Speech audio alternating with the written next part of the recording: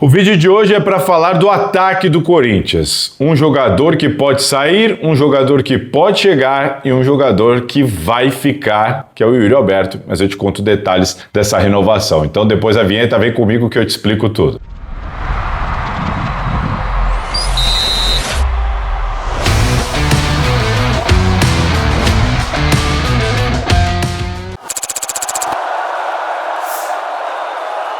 Fala pessoal, todo mundo vivão por aí? Bora lá de informações do Corinthians, hoje para falar de jogadores do ataque, de mercado da bola. Antes de qualquer coisa, se você não é inscrito no canal, se inscreva. Se você já está inscrito, muito obrigado. O canal não para de crescer, número de inscritos, de likes, de visualização. Vamos que vamos. Então vamos lá, começando pelo Yuri Alberto. Yuri Alberto, ontem durante os protestos da torcida do Corinthians na frente do Parque São Jorge, o Corinthians conseguiu concluir a negociação com o Yuri Alberto. Até conversei com uma pessoa do clube que me disse assim, olha, pela primeira vez a gente conseguiu fazer alguma coisa que não vazou. De fato, né? Não foi ninguém da imprensa, não foi nenhum perfil de rede social, ninguém conseguiu antecipar essa renovação do Corinthians com o Yuri Alberto, que era algo pretendido, algo importante, talvez o jogador mais importante do elenco nesse momento. Veio em boa hora, claro, e aconteceu sem que ninguém soubesse, aconteceu sem vazar. Eu consegui descobrir alguns detalhes dessa negociação.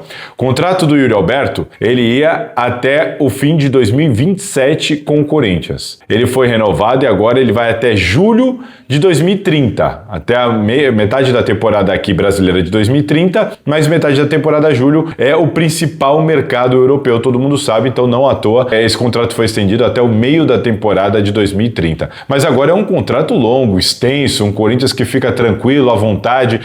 O que teve de alteração? O que teve de alteração foram valores, situações de bonificações, premiações, luvas, salário, enfim, na questão dos valores, claro que houve alguma modificação, aquela coisa de você entregar para o jogador em caso de alguma conquista individual ou coletiva, ou alterar valores com o passar do tempo do contrato, enfim, valores do contrato do Yuri Alberto foram modificados. E essa é uma questão. Um outro ponto, que eu acho que é o importante, talvez o mais importante nesse momento para o Corinthians, são duas questões. A primeira, as multas, elas foram mantidas. 100 milhões de euros para o mercado externo, 500 milhões de reais para o mercado interno. Multas que já eram previstas e que foram mantidas. Então, a gente está acostumado a ver negociações desse tipo quando o jogador está muito valorizado, quando ele tem interesse de clubes europeus e tudo mais. É muito comum essas renovações acontecerem e o clube, para atender à demanda, para não perder o jogador de maneira antecipada, para tentar segurar um pouco mais,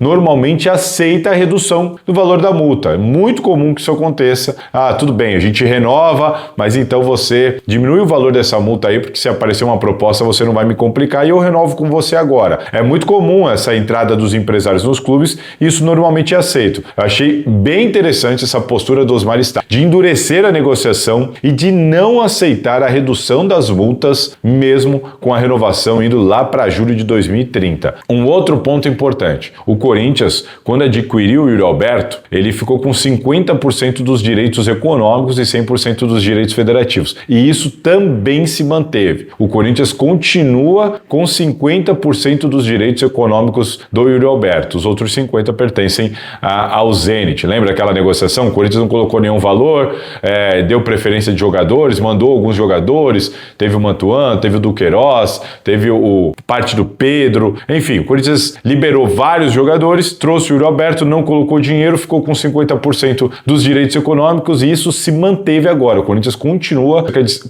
com 50% dos direitos econômicos dele. Então é isso, contrato renovado, extenso, timão com metade dos direitos e as multas mantidas. Isso eu sei que foi o Osmar Stagni ali duro, brigando e não cedendo à pressão do André Cury, empresário do jogador. Tá certo? Então, detalhes sobre essa negociação e agora vamos falar de um jogador que pode vir para se juntar ao Yuri Alberto no timão. Bom, eu tô falando do Vitor Sá, todo mundo sabe, o Vitor Sá é jogador que interessa ao Corinthians e tem interesse em vir para o Corinthians. A informação que eu tenho para vocês de detalhes sobre essa negociação é justamente essa. Diferentemente do caso do Biel, que era um jogador que o Corinthians queria, mas era uma negociação difícil, já sabias que seria difícil, porque o Sport não estava disposto a tomar um prejuízo de 7 milhões de euros. Dinheiro que eles investiram lá atrás e tudo mais. Era uma negociação difícil. Quando ele sentou empréstimo, teve a proposta negada, ofereceu uma grana, teve a proposta negada, resolveu tirar a proposta da mesa e, enfim, era uma negociação complicada. Essa...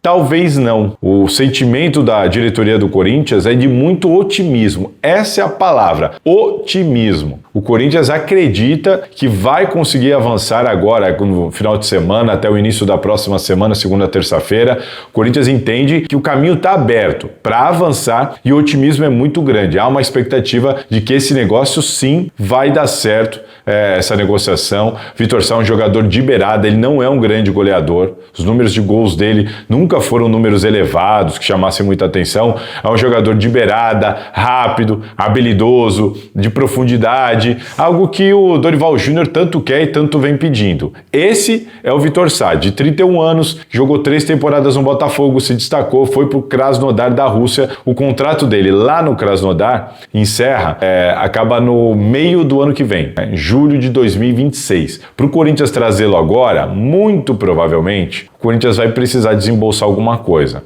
Dificilmente o Corinthians vai conseguir trazer o jogador sem desembolsar nenhum valor, porque o contrato do cara ainda tem mais 1 ano de vigência. Só se o Krasnodar estiver disposto a fazer algum outro tipo de negociação, o que não parece que vai acontecer. Muito provavelmente o Corinthians vai ter que desembolsar uma grana, mas essa grana nem chega perto a o que o Sporting estava pedindo, na casa dos 7 milhões de euros. A informação que eu tenho é que é um valor muito mais baixo, menos da metade disso é o que o Corinthians, se tiver que investir, não deve passar disso ali de 3, 4, 2,5 milhões de euros. Se precisar, porque a ideia é tentar costurar de uma outra maneira em que ele venha com um custo ainda mais baixo. E do outro lado, ele quer demais. A informação que eu tenho é que o Vitor Sá quer muito. Tá louco para vir pro Corinthians, a família tá louca para que ele venha pro Corinthians, eles são de São José dos Campos, há uma expectativa, um otimismo muito grande, porque ele quer voltar, ele não quer continuar no futebol da Rússia, a família quer que ele volte, é o Corinthians, enfim, tem essa boa vontade do jogador em até abrir mão de algumas questões, baixar salário, pedida, a margem de negociação, enfim, o Vitor Sá quer demais, e o Corinthians gosta demais desse jogador, que é o Dorival Júnior já aprovou. É